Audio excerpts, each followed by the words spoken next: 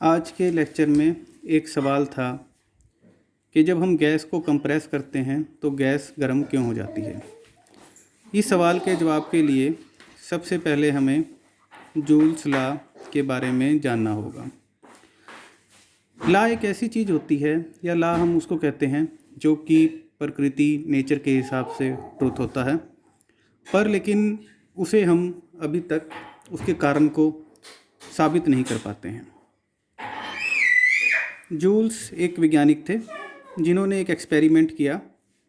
उन्होंने एक बीकर लिया, कंटेनर लिया और उसके अंदर एक स्मॉल टरबाइन या फिरकी लगाई।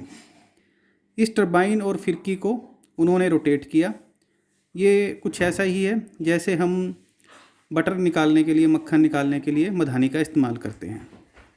तो उन्होंने ये पाया कि जो हम वर्क कर रहे हैं इस मधानी को रोटेट करने के लिए या इस व्हील को रोटेट करने के लिए, ये वर्क हीट में कन्वर्ट हो जाता है। इसका दूसरा एग्जाम्पल ये है कि जब हम सर्दियों में अपनी हथेलियों को रगड़ते हैं तो हमें अपनी हथेलियों पे गर्मी महसूस होती है। तो इस कार्य में हम वर्क को हीट में कन्वर्ट करते हैं और इसी तरह से हम हीट को वर्क में भी कन्वर्ट कर सकते हैं। अब हम जो प्रोसेस है एक सिंपल प्रोसेस जिसमें हम एक पिस्टन लेते हैं। ये पिस्टन है और इसे सिलेंडर में फिट करते हैं। पिस्टन को सिलेंडर में फिट करते हैं और यहाँ पे सब जगह हमने एक गैस को फिल किया हुआ है।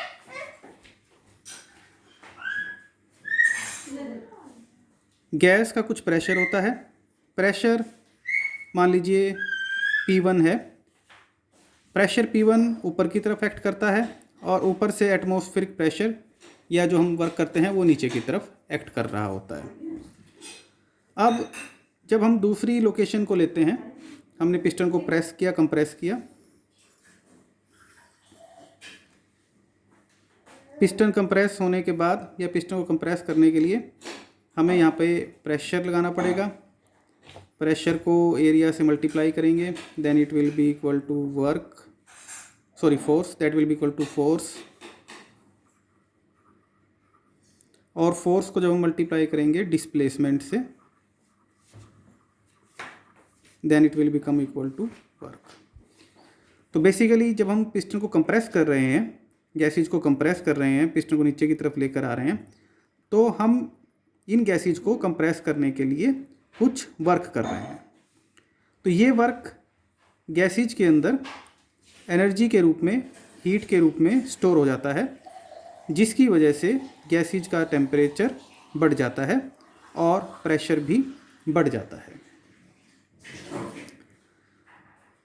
अब दूसरा जो एक सवाल था वो एटम्स और मॉलिक्यूल्स की बॉन्डिंग के बारे में था कि एटम्स और मॉलिक्यूल्स में अट्रैक्शन किस कारण से होती है। एटम्स और मॉलिक्यूल्स में अट्रैक्शन मुख्यतः मटेरियल के अंदर 3 कारणों से हो सकती है। पहला कारण आयोनिक बॉन्ड, दूसरा कारण कोवेलेंट बॉन्ड और तीसरी तरह की अट्रैक्शन होती है मेटल्स में ड्यू टू मेटेलिक बॉन्ड, और it may be metallic bond में be called as a process which influences many things in metals. Ionic bond के लिए हमारे पास 2 आयन्स होने चाहिए, एक पॉजिटिव और एक नेगेटिव। सोडियम पॉजिटिव है, क्लोरीन नेगेटिव है। पॉजिटिव और नेगेटिव होने की वजह से इन दोनों में अट्रैक्शन होती है।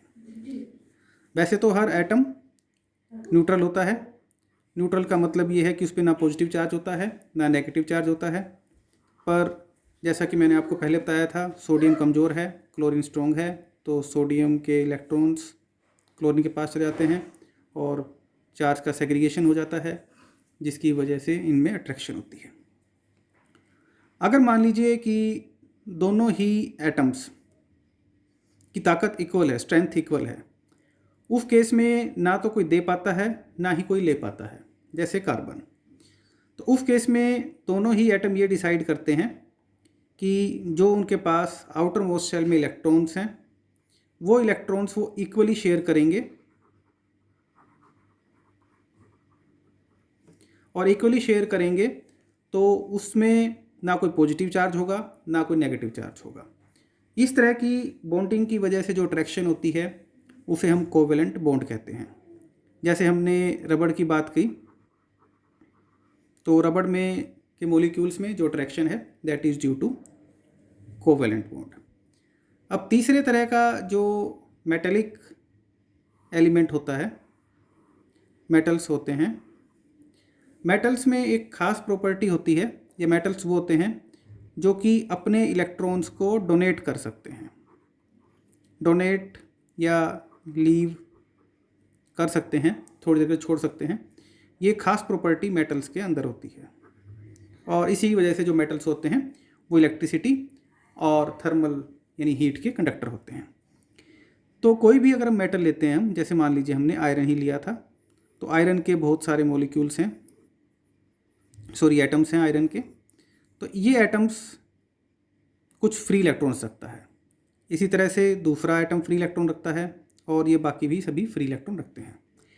ये free electron most of time तो अपने पेरेंटल एटम के पास ही रहेंगे, पर बीच बीच में कुछ समय के लिए ये दूसरे एटम्स के पास भी जाएंगे, और इस तरह इनके घूमते फिरते रहने की वजह से ये एटम्स के बीच में एक बॉन्डिंग रहेगी।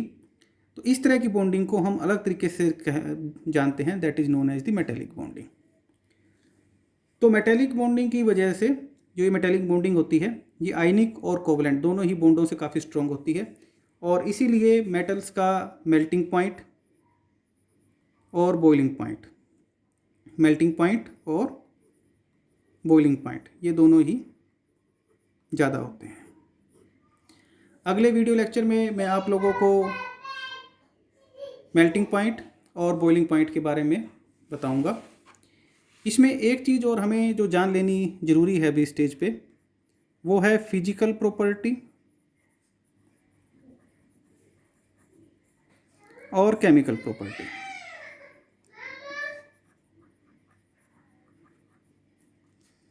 फिजिकल प्रॉपर्टी वो होती हैं जिसमें मॉलिक्यूल्स या एटम्स डिस्टर्ब नहीं होते, उनकी जो बॉन्डिंग होती है वो बनी रहती है।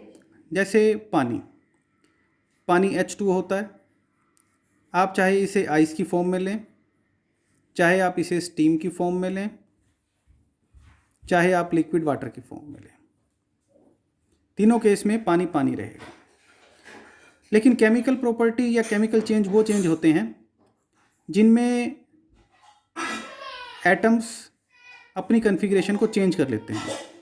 जैसे मान लीजिए कि आपके पास हाइड्रोजन है और ऑक्सीजन है, ये दोनों मिलके H2O बनाएंगे। अब H2O बनने के बाद H2O के अंदर ना हाइड्रोजन का गुण रहता है, प्रॉपर्टी रहती है, ना ही ऑक्सीजन की प्रॉपर्टी रहती हैं। हाइड्रोजन और ऑक्सीजन दोनों कंबशन में काम आते हैं, और H2O जो आग है, कंबशन है, उसको बुझाने का काम आती है। तो ये जो चेंजेज हैं जिनमें एलिमेंट्स की property due to change in their electronic configuration और due to breaking of bond और due to change at molecular level change हो जाती हैं, तो उस तरह की प्रॉपर्टीज़ को केमिकल या उस तरह की जो चेंजेज हैं उनको केमिकल चेंज कहा जाता है।